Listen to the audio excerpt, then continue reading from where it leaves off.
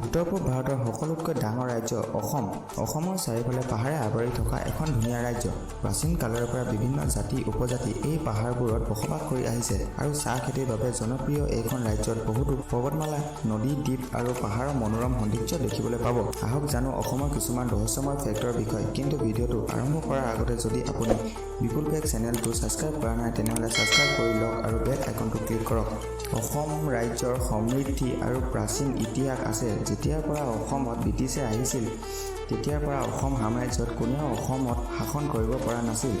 এইটো ভাৰতৰ এনেকুৱা এখন ৰাজ্য য'ত মুছলিম শাসকৰ অধীন নাছিল। ভাৰতৰ ৰাজ্যৰ ভিতৰত অসমত সকলোতকৈ বেছি চাহ উৎপাদন কৰা হয়।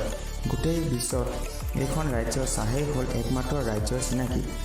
ভাৰতৰ 55% আৰু বিশ্বৰ 16% চাহ উৎপাদন অসম ৰাজ্যতে কৰা হয়।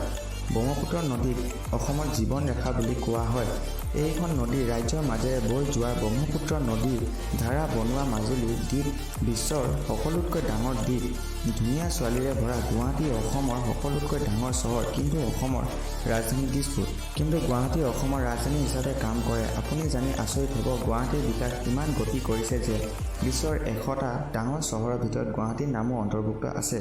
ভাৰতৰ কেঁচা তেলৰ ভাণ্ডাৰ সকলোতকৈ বেছি অসমতে পোৱা যায়।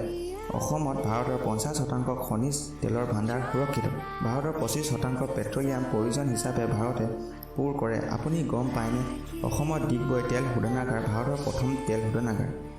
বিহু অসমৰ সকলোতকৈ ডাঙৰ উৎসৱ আৰু বিহু বছৰি 3বাৰ পালন কৰা হয়। বিহুৰ সময়ত অসমৰ সকলো মানুহৰ মাজত বেলেগ এটা আনন্দ দেখিবলৈ পোৱা যায়। অসমত সুৰা বিভিন্ন পদ্ধতিৰে তৈয়াৰ কৰা হয় আৰু বিভিন্ন প্ৰকাৰৰ সুৰা পোৱা যায় আৰু ইয়াত অসমীয়া মানুহৰ প্ৰতিটো ঘৰতে নিজে সুৰা তৈয়াৰ কৰে। অসমে বাংলাদেশ আৰু ভূটানৰ দৰে দুখন দেশৰ সৈতে ইয়াত সীমাবদ্ধ ভাগ কৰিছে। গোটেই ভাৰতবৰ্ষৰ সকলোতকৈ বেছি বাংলাদেশী লোক অসমতে বাস কৰে। অসম আৰু ইয়াৰ আশে-পাশে থকা মনোৰম ঠাই প্ৰকৃতিপ্ৰেমী ভোজনকাৰীৰ বাবে কোনো স্বৰ্গতকৈ কম নহয়। এই ৰাজ্যৰ সৰ্বাধিক সমৃদ্ধি জৈৱ বৈচিত্ৰ্যৰ বাবে জনপ্ৰিয়, যি বহুতো প্ৰজাতিৰ ঘৰ ইয়াত।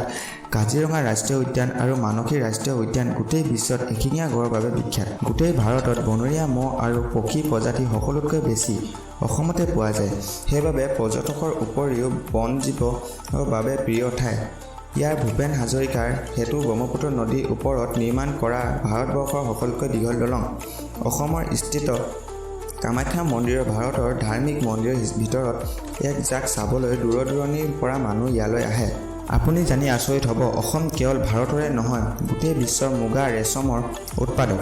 বিশ্বৰ সকলোতকৈ জ্বলা ভোট জলকীয়া মাত্ৰ অসমতে পোৱা যায়, যাৰ বাবে ভোট জলকীয়া গিনিজ বুক ৱৰ্ল্ড ৰেকৰ্ডটো নাম অন্তৰ্ভুক্ত আছে। আপোনালোকে আগতে অসমৰ ৰহস্যময় ফেক্টৰ বিষয়ে গম পাইছিলনে? যদি পাইছিল কমেণ্ট বক্সত কমেণ্ট কৰি দিব। চ' বন্ধুসকল, আজিৰ ভিডিঅ'টো ইমানতে সামৰণি মাৰিছোঁ। নেক্সট ভিডিঅ'টোৰ বাবে বিপুল ফেক্ট চেনেলটো ছাবস্ক্ৰাইব কৰক, ভাল লাগিলে লাইক কৰক আৰু বন্ধুসকলৰ মাজত শ্বেয়াৰ কৰক। ধন্যবাদ।